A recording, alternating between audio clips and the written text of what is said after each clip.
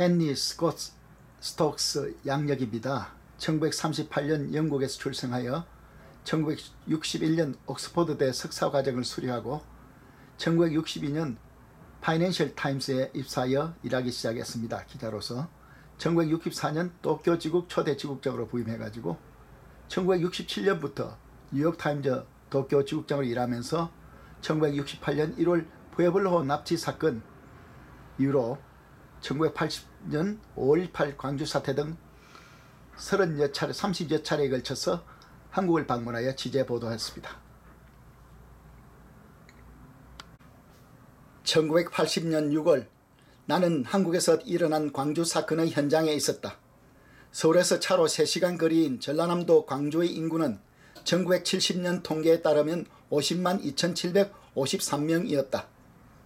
그때 나는 뉴욕타임즈 도쿄 지국장을 맡고 있었고 취재 명목으로 광주에 들어갔다. 광주로 들어선 바로 그날 오후 처음에 한 생각은 대체 몇 명이 죽었으며 그 죽은 이들은 어디에 있나는 것이다. 광주에는 이미 많은 외국 특파원이 들어와 있었다.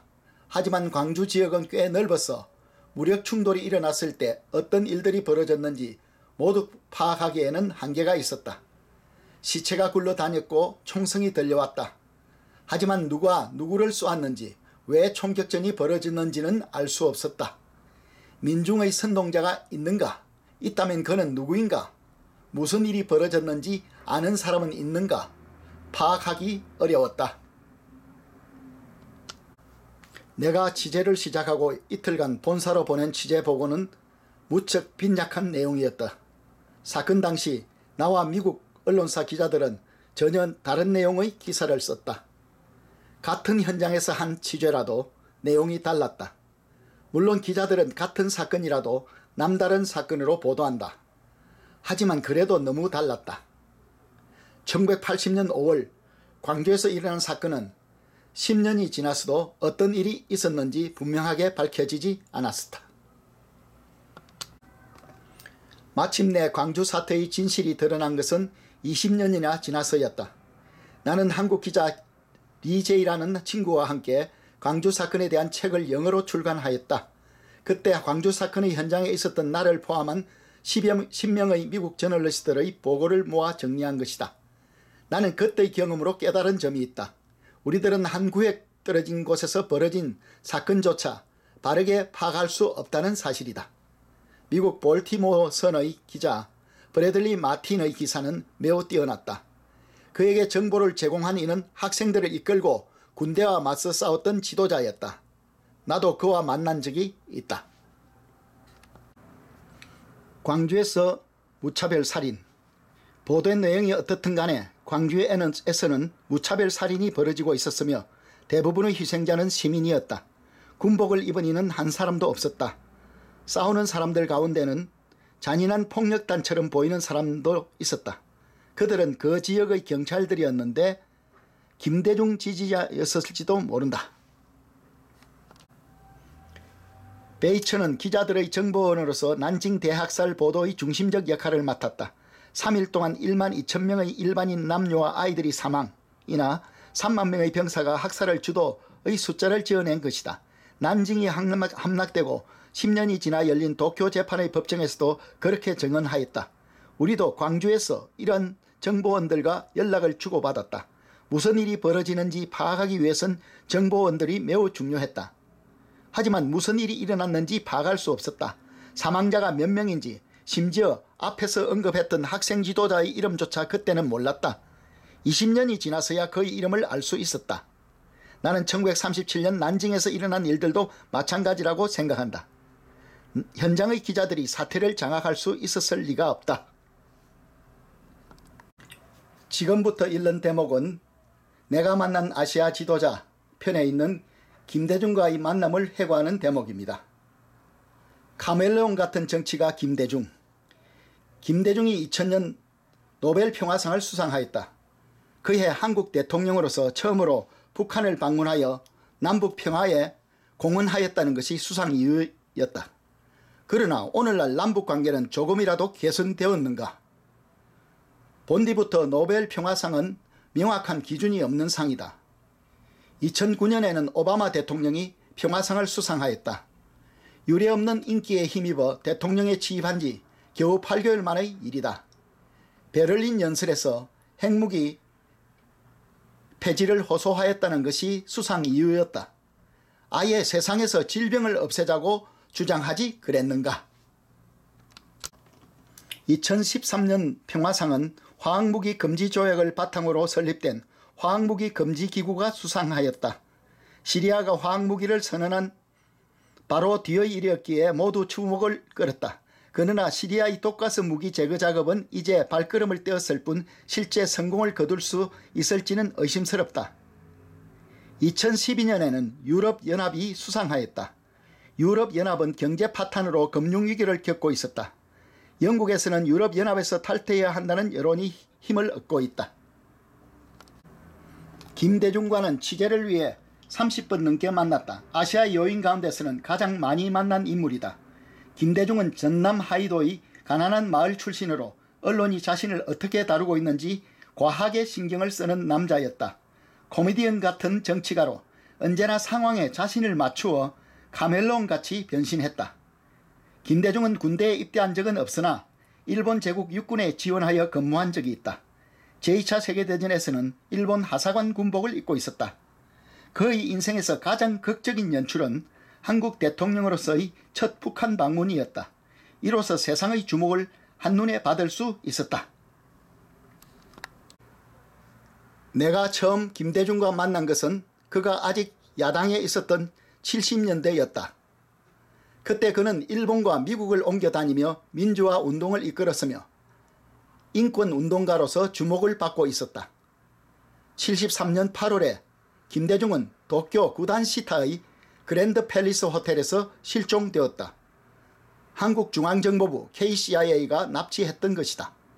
납치된 그는 일본을 떠나 배 위에서 살해당할 뻔했지만 군용기가 배 위에서 선회하고 있어서 목숨을 구할 수 있었다.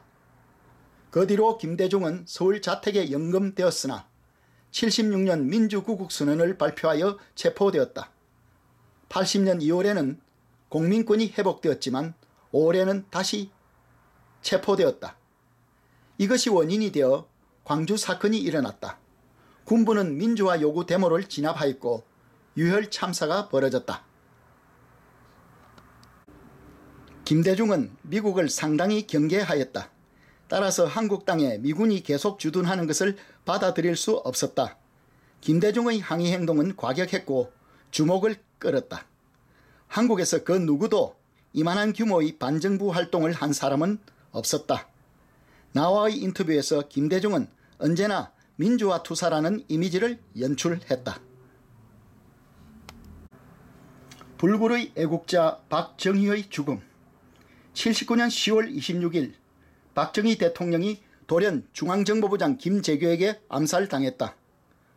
박정희는 61년부터 70년대 끝 무렵까지 산업화를 크게 성공시키면서 정권을 지키고 있었다. 박 대통령이 암살당하자 권력은 바로 군부로 넘어갔고 군이 모든 것을 통제했다. 군부는 김대중을 반군 민주화 운동의 중심 인물로서 위험하게 여겼고 기회를 보아 제거하려 했다. 나는 김대중 저택을 찾았다. 자택연금으로 군대가 엄중히 경비를 쓰고 있었고 감시받고 있었다. 뉴욕타임스 특파원으로서 자택에 몇 번 찾아가다 보니 나는 김대중이 뉴욕타임스에 특별한 감정을 품고 있음을 알게 되었다. 다른 신문사와는 전혀 대접이 달랐다. 김대중의 집은 그 근처에서 가장 컸다. 언제나 밖에는 보도진들이 울타리를 이루고 있었다. 그러나 뉴욕타임스의 특파원으로부터 취재를 요청받자 바로 받아들였다.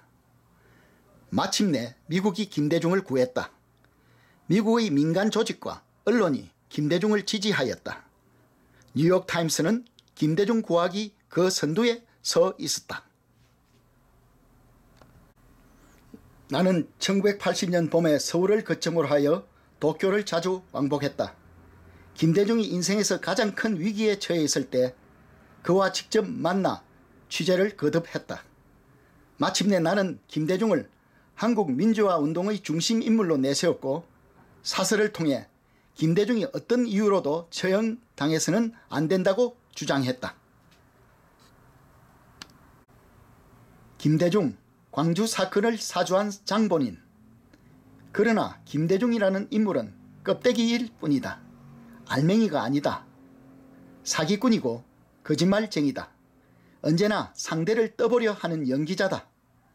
김대중은 사람들의 마음을 교묘히 다루는 법을 안다. 불쌍한 사람이다. 나는 김대중의 연기에 속은 사람 가운데 하나다. 많은 한국의 국민들도 속았다. 김대중의 뛰어난 능력이라면 그런 사기 행위들이 들키지 않고 계속 이어졌다는 점이다. 김대중의 가장 큰 죄는 민주주의를 기만한 것이다. 그러나 그는 이 일로 한 번도 비판받은 일이 없다. 광주 사건이야말로 김대중의 기만을 뚜렷이 드러냈다. 1980년 5월 김대중은 군의 정점에 있었던 전두환의 명령으로 체포되었다. 광주에서 난동이 벌어지자 김대중이 누구보다 그 사건의 배경을 잘 알고 있었다. 김대중이 노린 것은 권력이었다. 그는 자기 입장 말고는 그 무엇에도 관심이 없었다. 광주 사건이 벌어진 가운데 김대중이 가장 신경을 곤두세운 것은 권력을 쟁취하는 것이었다. 광주 사건으로부터 20년이 흐른 지난 2000년 내가 편집을 맡았던 광주 폭동이 뉴욕 출판사에서 간행되었다. 사건을 취재한 10명의 미국 언론 기자와 10명의 한국인 기자가 집필하였다. 이 책으로 당시 말하지 못했던 진실들이 햇빛을 보게 되었다. 공동 집필자들은 모두 기꺼이 지난날을 떠올려 주었다. 광주 폭동의 본 모습은 김대중 폭동이었다. 1980년 광주 사태는 김대중 자신이 민주화 기술을 가장하여 대통령이 되기 위해 폭동을 사주한 사건이었다. 우리들 저널리스트들도 모두 이용당한 것이다. 마치 꼭두각시 인형처럼. 내 아내는 전업주부이지만 날카로운 감성을 가지고 있다. 언젠가 그녀가 김대중의 연극에 이용당하지 말라며 나에게 주의를 준 일이 있었다. 지금 돌이켜보면 광주 폭동은 발단부터 김대중의 연출이었다. 광주는 김대중의 근거지였으나 민중은 군사정권에 의한 압정 아래 고통받고 있었다. 김대중이 의도한 바는 아니었지만 그것이야말로 그의 전략에 들어맞았다. 광주 폭동은 김대중이 의도한 대로 이루어졌다. 나는 광주 폭동을 쓰기까지도 김대중의 역할이 그렇게 클 것이라고 상상치 못했다. 폭동이 일어났을 때 그는 감옥에 갇혀 있었고 그 뒤 사형이 선고되었기 때문이다. 김대중의 목숨을 구한 사람은 미국 대통령에 취임한 로널드 레이건 관계자였다. 1980년 가을에 군을 장악하고 있었던 전두환 대통령은 레이건 정부와 밀약을 맺는다. 레이건 대통령을 처음 방문하는 외국 원수로서 전두환이 워싱턴에 초대받는 대신 김대중의 처형을 초래했다. 이처럼 레이건이 김대중의 사형을 막으려 힘쓴 것은 김대중이 민주화 운동의 기수라는 이미지가 미국에 침투해 있었기 때문이었다. 김대중 일파가 폭동을 일으켜 광주를 점령했을 때에도 서구 언론들은 하나같이 민주화의 영웅으로 김대중을 치켜 세웠다. 물론 군부는 악당이었다. 영웅과 악당으로 나뉜 이 선입견은 오래 이어져 왔다. 어쩌면 지금까지도 회복되지 않았을지도 모른다. 지금도 미국에서는 김대중을 민주화를 이끈 영웅으로 널리 믿고 있다. 그러나 김대중은 영웅이 아니었다. 지금에 와서는 후회스러울 뿐이지만 나는 그때 상황의 본질을 파악하지 못했다. 광주에서는 3,000명 이상 학살당했다. 시민들뿐만 아니라 병사들도 죽었다. 김대중에게 그 책임을 물어야 할 것이다. 광주 사건을 일으킨 사람들, 김대중의 주변에 있었던 사람들은 모두 김대중이 얼마나 세속적 지위나 돈을 중요시하고 일족의 재산 축적에 혈안이 되어 있었는지 잘 알고 있다. 우리 외국 언론들은 그 사실을 감추어 왔다. 저널리스트로서 어리석었던 나 자신이 부끄럽다. 재산 축적보다 훨씬 무거운 죄는 나라를 팔아버린 국가 반역 행위였다. 말할 것도 없이 북한과 연관된 일이다. 김대중은 뼛속까지 부패한 사람이었다. 그가 대통령이 되고 얼마 지나지 않아 한국 서민들 사이에서는 김대중의 본명은 김대호가 아닌가 하는 농담이 유행했다. 한국은 중국 문화권에 속해 있다.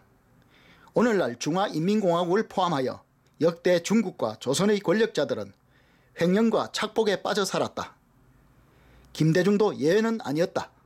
그뿐 아니라 민주화의 기수라도 된 듯 노벨 평화상을 얻으려는 명예욕에 사로잡혀 있었다. 사리사욕의 화신이었다. 내가 1968년 처음 한국을 방문하였을 때 한국은 아직 가난했다. 박정희가 오늘의 한국을 만들었다.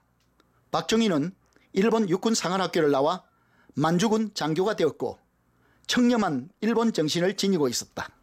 그는 일본이 남긴 물적 정신적 유산을 토대로 하여 20년 만에 한국을 현대적 국가로 만들었다.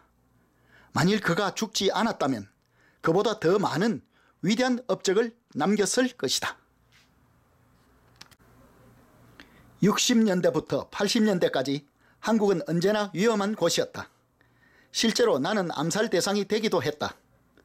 특파원으로서 한국 정계나 군부의 알려주고 싶지 않은 뒷이야기들을 써서 보도했기 때문이다. 한국중앙정보부는 내가 사고에 말려들도록 계획을 세웠다.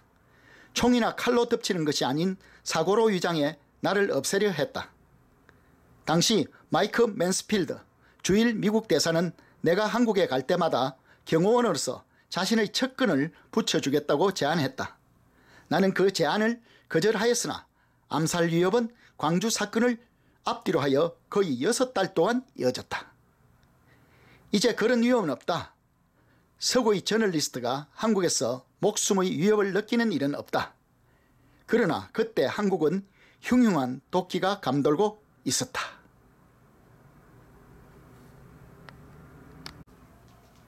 북한의 꼭두각시 김대중. 내가 아는 어떤 이는 예전부터 김대중은 믿을 수가 없다. 북한의 주머니 안에 들어있다. 그는 북한을 위해 일한다. 한국을 위해서가 아니다 라고 말했다. 그럴 때마다 나는 그런 바보 같은 소리가 어디 있나. 그는 한국 민주주의를 위해 몸바쳐 일해왔어. 크리스천이며 선량한 사람이야 라고 반론했다. 그러나 틀린 사람은 나였다. 김대중은 대통령이 되자 바로 북한의 꼭두각시임을 드러냈다. 나는 저널리스트로서 그저 스스로의 어리석음이 부끄러울 뿐이다.